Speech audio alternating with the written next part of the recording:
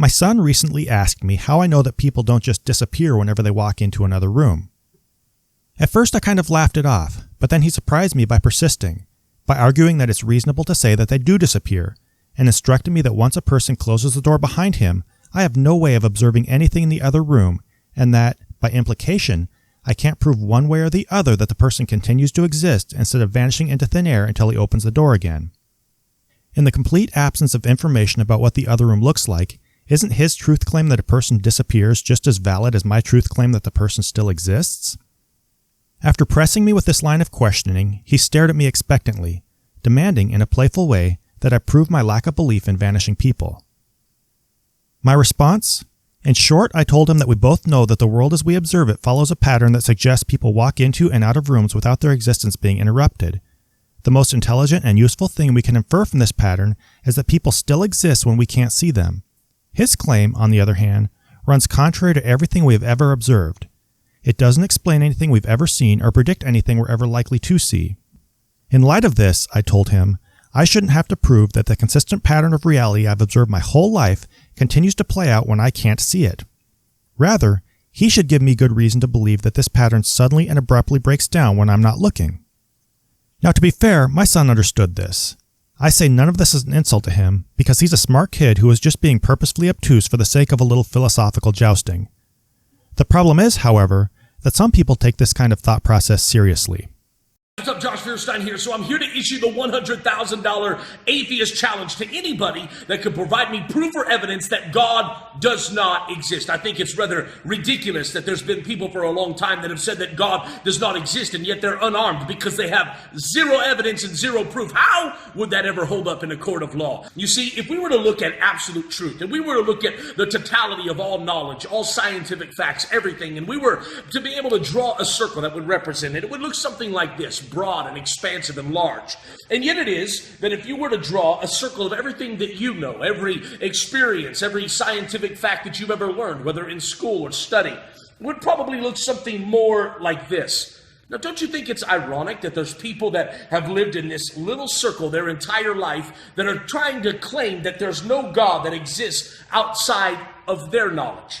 Therefore, because they've never experienced him, he doesn't exist.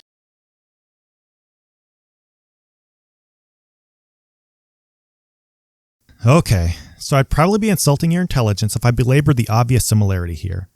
It's pretty clear that these arguments are on nearly identical philosophical ground. But my point is not to ridicule my son, who is only playing around, or to take jabs at Fierstein, who is frankly an increasingly irrelevant buffoon who deserves none of our attention. I bring these two examples up because they very neatly illustrate an important point. Whenever someone draws a boundary around what I can observe, then tries to tell me that something somewhere outside that boundary is vastly different from everything I've ever seen before in my entire life, and argues this on no grounds other than the fact that I can't prove him wrong, then I feel quite justified in dismissing the claim. And it isn't because I'm closed-minded or because I make unfair presuppositions about the world. Look, Fierstein was right about one thing. I'm just one person, and the amount of knowledge I've obtained is minuscule in light of everything that can be known about the universe. But within that tiny circle, I have, from the time I was born, been observing the world around me, subconsciously noticing patterns and learning about how the universe seems to work. My goal is to gradually let that little circle expand as much as possible over the course of my life, and if I don't use my previous experience to help me filter plausible new ideas from absurd ones, I'll be wasting my time on a series of wild, uninformed guesses that will drastically inhibit my learning. Nothing in my life gives me reason to consider psychics, UFOs, ghosts, fairies, reptilian time travelers, or any of the other 1,000 wild absurdities people might try bringing to my attention. For pretty much all of my life, I've had the critical thinking skills to notice that these phenomena don't manifest themselves in the world as I see it, and to recognize the meticulous way in which people used conspiracy theories and claims of hidden evidence to explain why I never see them. So basically, I could point out the logical flaws in every paranormal fad and in all the other religions in the world.